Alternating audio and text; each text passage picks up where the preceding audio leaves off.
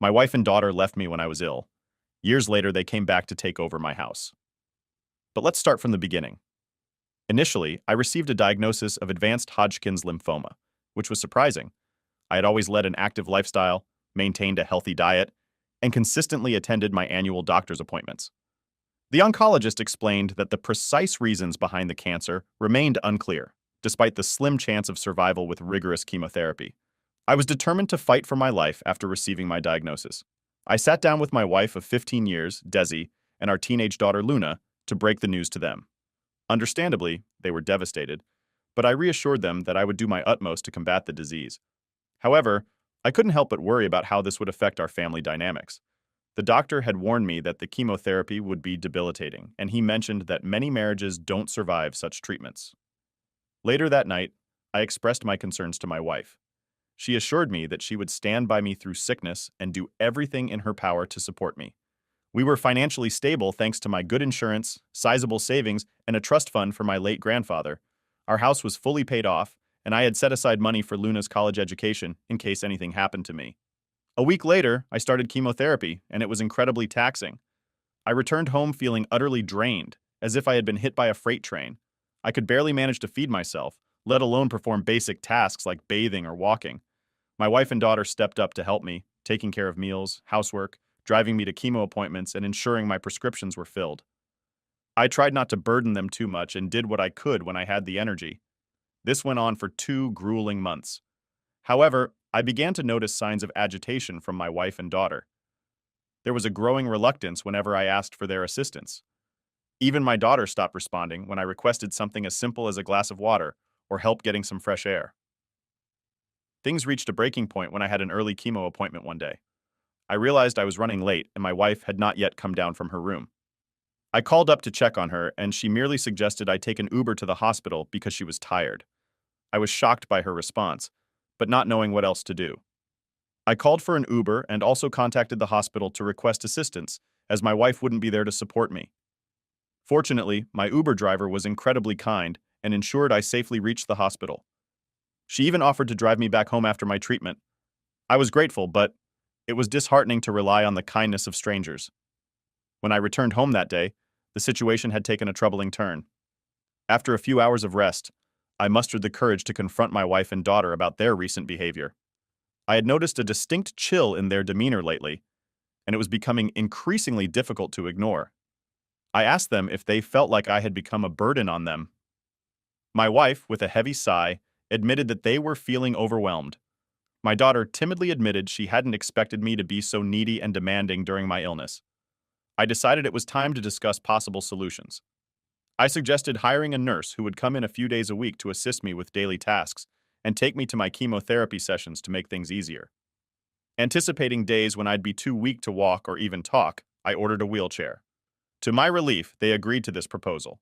I contacted the hospital for recommendations, and they sent me a nurse who was both sweet and stern. She made sure I never missed a chemo appointment, ensured I received my medication on time, and even crafted a comprehensive care plan that included healthy meals. Everything seemed to be improving as the doctors were pleased with my progress. However, despite my efforts to ease their burden, my wife and daughter still didn't seem content. My wife, in particular, began feeling as though the nurse was replacing her. I suggested that if she was willing to take on the responsibilities of taking me to chemo, filling prescriptions, and ensuring I ate and took my medication on time, we could part ways with the nurse. The only reason I had a nurse was that I had become too much for my wife to handle, and she reluctantly agreed to this compromise.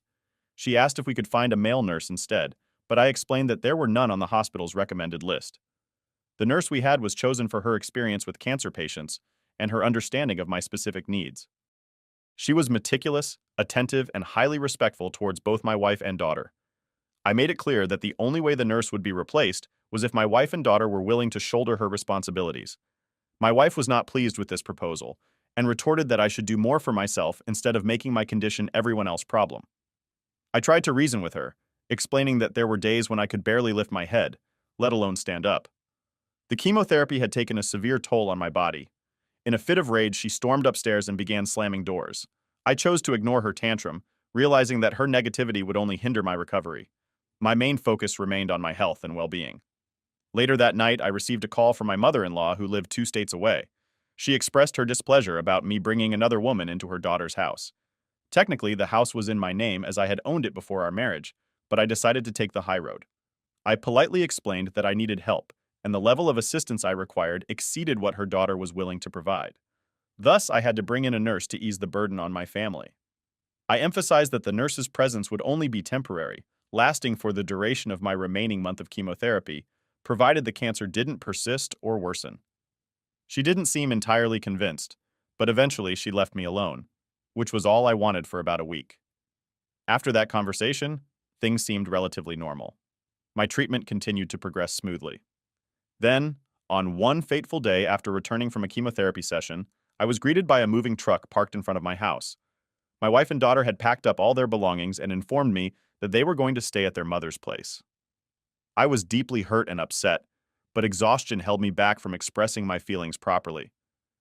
The timing of my wife's departure right after my chemo sessions, when she knew I'd be utterly spent and unable to communicate effectively, felt cruel, in search of some clarity. I turned to my daughter and asked if this was what she truly wanted. After all, she was old enough to make her own decisions. Her response hit me hard. She said she would rather live with her mother because she found it too difficult to live with me. It was a painful moment watching them leave with tears welling up in my eyes. It was precisely what I had feared when my chemo journey began feeling unwanted and abandoned in the midst of my emotional turmoil. My brother stepped in with a solution. He noticed the nurse spending some extra time with me that day and inquired if I had any family members nearby who could provide support. My brother lived 3 hours away and had 2 young children of his own, but he generously offered to take time off from work to stay with me until I could find a more permanent arrangement. When he arrived, he was furious about what my wife had done, referring to her as selfish and ungrateful. He pointed out that she had never had to work since our marriage, and I had always ensured she lacked nothing. My brother's time off from work was limited to a week, but he had another suggestion in mind. His wife's sister, Kara, was going through a painful divorce and needed a safe place to stay temporarily. Her soon-to-be ex-husband had been the breadwinner, leaving her with limited financial resources. Kara was also studying radiology at a nearby university on the scholarship. My home was conveniently closer to the university campus, making it an ideal solution. I would have someone in the house in case of emergencies, and she would have a haven away from her tumultuous soon-to-be ex-husband. I agreed to the arrangement, assuring my brother that Kara wouldn't have to pay rent, since she'd already be putting up with me. She could choose whichever bedroom she preferred. I didn't mind. My wife and daughter had taken almost everything, leaving only the bed and a few dresses. My brother stayed the rest of the week, and Kara arrived on his last day. He helped her move in, and she expressed her gratitude for letting her stay with me. Kara promised to be considerate, clean up after herself, and assist where needed. She was a genuinely kind-hearted person.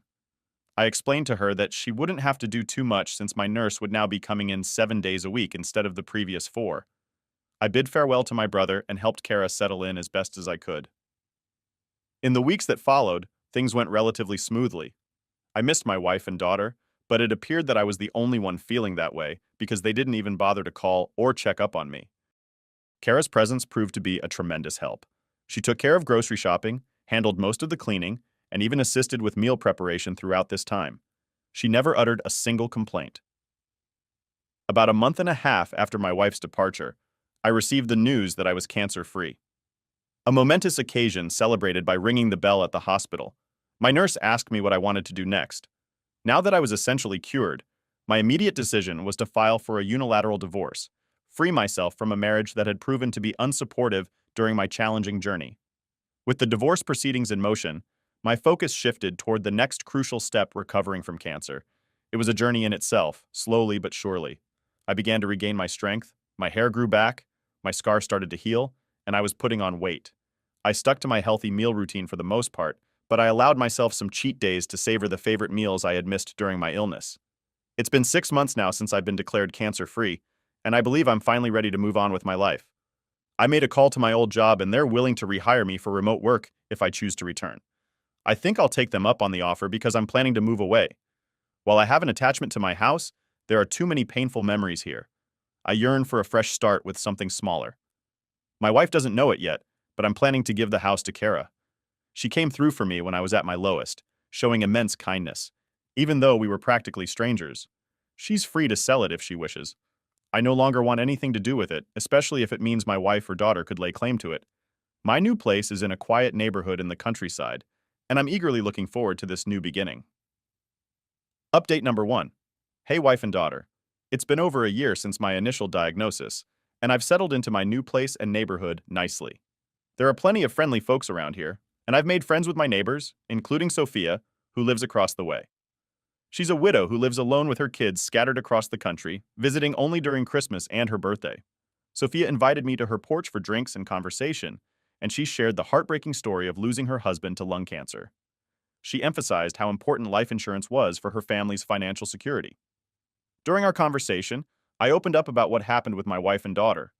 Surprisingly, I still hadn't heard a word from them, but I've come to terms with it. I've been spending my time pursuing new hobbies, particularly woodworking, and I'm starting to build up a collection of tools. One day, when I returned from the hardware store, Sophia informed me that she had noticed some people hanging around my house. Fortunately, they didn't do anything harmful or steal anything, but they did approach the door, knock it a few times, wander around the house, and eventually waited in their car. Sophia considered calling the sheriff's office but decided against it as she thought they might be family. I asked her to describe them, and her description matched my wife and daughter.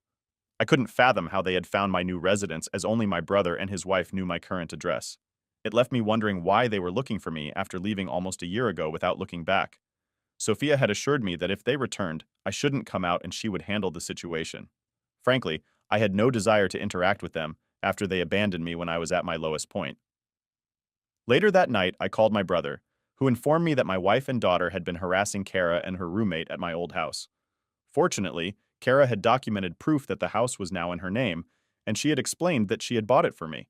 A smart move on her part. I felt bad that Kara had to go through this ordeal because of my family, so I called her directly to apologize. Hopefully the next time they come around, I can resolve the situation for good. As for my wife, I'm not sure if she's aware of the unilateral divorce. My lawyer sent a copy to her mother's house, but it's possible they mistook it for junk mail. Regardless, I've reached a point where I no longer care. She and I are no more. Update number 2. My wife and daughter showed up at the house again, but this time it was earlier in the day while I was working. I heard the knock and decided to check the security cameras, and sure enough, it was them. My ex-wife looked just as I remembered her, but Luna had grown significantly. She was practically a young woman now. I followed the plan Sophia and I had discussed, staying inside, but moving closer to the door to hear them better. Sophia, ever the good neighbor, came over to greet them and introduced herself. My wife asked if she knew a man named Charlie who used to live there. Sophia sounded just as baffled as I was, and questioned her use of "used to." My wife explained that her husband, not ex-husband, had lived in this house before his recent untimely death, following an extended hospital stay. My jaw hit the floor at this revelation because, to my knowledge, there was no record of my death anywhere, especially not at the hospital where I underwent treatment. My wife went on to claim that they were the next of kin, implying that the home was rightfully theirs. Sophia informed them that someone named Charlie did live there for a while, but clarified that he was a divorcee. She also shared that during our time as neighbors, I had informed her that my wife had left me and I had filed for a unilateral divorce. Sophia added that as far as she knew, I intended to bequeath all my assets to charity since I had no other family besides my brother. This was why she found it strange to see two women snooping around my house. The conversation fell into an uncomfortable silence before Sophia inquired if they had a death certificate, or Will they replied in the negative. Sophia explained that once they had those documents, they could take them to the county's record office if they were indeed the rightful owners of the property. They could then get the deed in their name. My wife did not take kindly to this suggestion. She asked Sophia who she thought she was, and started screaming, asserting that Sophia had no authority to interfere in her affairs, being nosy, and demanded that she mind her own business. I felt a deep sense of embarrassment. The people in this neighborhood had been nothing but kind to me, and here my ex-wife was making a scene and disturbing their peace. Part of me wanted to go out there and give her a piece of my mind, but I chose to stick with our plan. Sophia, bless her heart, apologized to them and explained that she was merely trying to be helpful. She returned to her own home, and shortly after my ex-wife and daughter left after finishing work. I went over to Sophia's place to apologize. She brushed it off, mentioning that while she found my wife's behavior repulsive, she also found the outburst somewhat amusing. I wished I could agree with her, but I knew my wife could be hot-tempered when upset. If she ever returns, I am determined to confront her and ask her to leave me in peace. She came back again yesterday. I was sitting in my home office when I heard a loud crash rushing out to the living room. I found my front windows smashed and people were outside screaming. I thought there might be a maniac on the loose, and it turns out I wasn't entirely wrong. It was my ex-wife. She had smashed my window, and my neighbors were out there trying to stop her.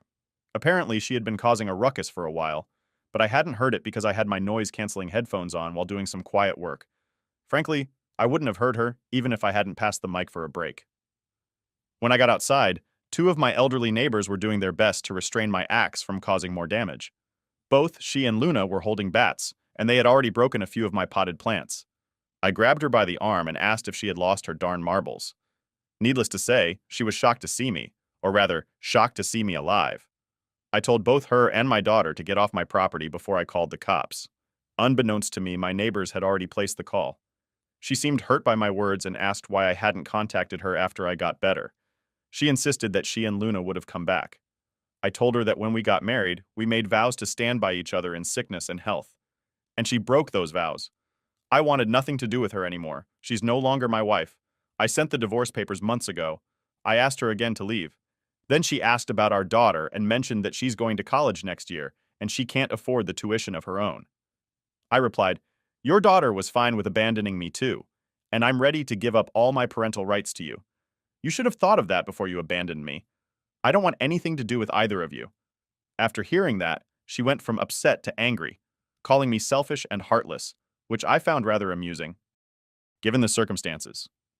"You're the last person who should be calling anyone selfish," I screamed back, called her an entitled jerk and made it clear that I'd ensure she never got a dime from me again. Then she swung at me with a bat, just as the cops showed up. They immediately arrested both her and my daughter. They asked if I wanted to press charges, and of course I did. My accent daughter started crying loudly as they were loaded into the back of the police car, but I felt no sympathy for them. I had everything that happened on camera, including my wife smashing the window, and I had already submitted it to the police. After work, I ordered a new window and cleaned up the glass. Someone will be coming to deal with it tomorrow. But for now, a rigged-up tarp is keeping out the elements. Sophia gave me some buckets to put my plants in until I can replace the pots, curious about what had brought my ex-wife back. I did some digging. It turns out her mom passed away 2 months ago, and they found out that the house they had been staying in didn't belong to her or her husband. It belonged to his cousin. The cousin decided to kick them out because he wanted to sell it. With both of my ex-wife's parents now gone, she and our daughter sold most of their parents' belongings and had been living in a motel for a while. When they came back to our old home and saw Kara there, they assumed I had died and went snooping around for recordings of my assets and purchases, which is how they found me. Regardless, they're facing charges of vandalism, attempted break-in, and attempted assault. Since Luna is a minor, she's receiving community service. But my ex-wife is facing time behind bars as this was clearly premeditated. I'm considering obtaining a restraining order as well. At least for now, I won't have to worry about her for a good long while. Update 1. 6 months had passed since my wife, Desi, and daughter Luna abruptly left me when I was battling Hodgkin's lymphoma. My health had improved significantly, and I was beginning to find a new rhythm to my life, filled with a newfound appreciation for the quieter moments. Just when I thought tranquility had settled in, a startling revelation shattered it all. It began with an unexpected visit from a lawyer, someone I had never met before. He introduced himself as representing Desi and Luna and handed me a stack of documents. As I skimmed through them, my heart sank. They were filing a legal claim against me, alleging that I had falsified documents to unlawfully transfer the ownership of our house solely to my name during my illness. The accusations were ludicrous and baseless. The house was indeed in my name, a fact from before our marriage which Desi was well aware of. However, they claimed that modifications were made to our home's deed that excluded them from any ownership or inheritance rights, supposedly done during the time of my chemotherapy. Furious and confused, I contacted my lawyer to discuss these allegations. It turned out, upon further investigation, that someone had indeed attempted to forge documents to make it appear as though I had initiated changes to the deed during my illness. The forgeries were clumsy, but the intent was clear. They were trying to frame me for their own benefit. The timing of their claim was particularly suspicious. It coincided with the news of my recovery, which had improved my prognosis dramatically.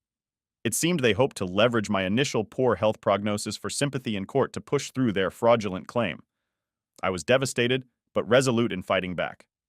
My lawyer quickly gathered all necessary documents and evidence proving the ownership history of the house and the authenticity of the original deeds. We also prepared to countersue for defamation and the emotional distress their actions had caused. The court date arrived, and the tension in the air was palpable. Desi and Luna were there, looking defiant yet visibly nervous. As the proceedings began, it was clear that their case was weak. The evidence of their forgery was undeniable, presented meticulously by my legal team. The judge was stern, questioning them on their motives and the discrepancies in their story. Halfway through, Luna, overwhelmed by the pressure, broke down and confessed. She admitted that it was Desi's idea to forge the documents, driven by desperation after they had financially bottomed out. Desi tried to interject, but the damage was done. The courtroom was in shock, and the judge ordered a recess. After the recess, their lawyer withdrew from the case, citing ethical concerns. Desi and Luna were now without representation, their plot unraveling fast. The judge dismissed their claims against me and proceeded to deliberate on the countersuit.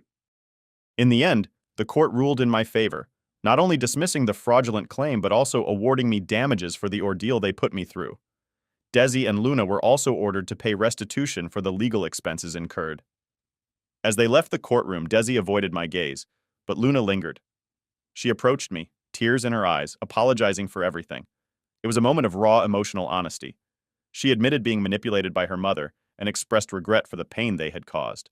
Despite the chaos they brought into my life, seeing Luna's genuine remorse stirred feelings of pity rather than anger. I told her I forgave her, hoping it would be a step towards healing for both of us. Now, months later, I reflect on those turbulent times with a mixture of sorrow and relief. The house remains mine, a place of solitude and recovery. I've learned the hard way that sometimes those closest to you can cause the most significant harm. Yet, this ordeal has taught me about resilience and forgiveness, qualities I hope to carry forward as I continue to rebuild my life in peace. Update 2. Since the court ruling, life had settled into a rhythm of quiet recovery and reflection. My health continued to improve, and I felt stronger each day, both physically and emotionally. The legal victory brought a sense of closure, but it also left a lingering bitterness towards Desi and a sadness for Luna, whom I believed was caught up in her mother's schemes. The house, now unequivocally mine, began to feel more like a sanctuary than ever before. I spent my days restoring parts of the garden and my evenings reading or listening to music, enjoying the tranquility that had been so rare in recent years. Yet, amidst this newfound peace, I couldn't shake the feeling of isolation. The betrayal had left a deep scar, making the idea of trust seem more daunting than ever. One late afternoon, as I was pruning some overgrown bushes, I noticed a car I didn't recognize slowly driving past my house. It paused briefly before driving off. This happened a few more times over the next week. My initial thought was perhaps they were just lost tourists, but the recurrence made me uneasy. Then, one quiet Saturday, as I was sipping coffee on my porch, the same car stopped directly in front of my house. A woman, around my age, stepped out and hesitantly walked up to my gate. She introduced herself as Elise. She was a private investigator hired by someone who claimed to have a stake in the property. My heart sank. Just when I thought the disputes were over, a new challenge appeared. Elise was professional and straightforward. She explained that she had been hired by a distant relative of mine, someone who believed they had inheritance rights to the house based on an old family will. This was a shock. I knew my family tree well, and there was no one who would have a legitimate claim unless there was an unknown will from my late grandfather, something that seemed highly unlikely. Elise requested permission to review any documents I had about the property and the family will. Though wary, I agreed, hoping to clear up any misunderstandings quickly. Over the next few days, Elise and I went through decades of paperwork, uncovering nothing that supported her client's claim. However, during our meetings, we began to talk more personally, sharing stories about our lives and our experiences with betrayal and trust. Unexpectedly, I found myself enjoying her company. Her presence brought a new energy into the house, and for the first time in a long while, I looked forward to someone's visits. It was a slow and natural progression from professional meetings to coffee chats that lingered into the afternoons. After weeks of fruitless searching, Elise concluded that the claim was baseless. She was convinced that her client had been misled by false information. She promised to settle the matter and advised them to drop the case. With that resolved, I felt a massive relief, but it also meant that Elise would no longer have a reason to visit. On what we both assumed would be her last visit, I mustered the courage to ask if she would like to continue seeing each other, not as a professional engagement, but personally. To my delight, she smiled and agreed, confessing that she had hoped for the same. As our relationship blossomed, so did my connection to life outside my garden walls. Elise introduced me to new experiences and, importantly, taught me that trust could be rebuilt, even from the ruins of the past. Today, as I reflect on this journey, I am thankful for the unexpected paths life has taken me on. The betrayal by Desi and Luna was a painful chapter, but it led me to a place of growth and new beginnings. Elise and I are planning a trip together next month, a step towards building a future that, not so long ago, I couldn't have imagined possible.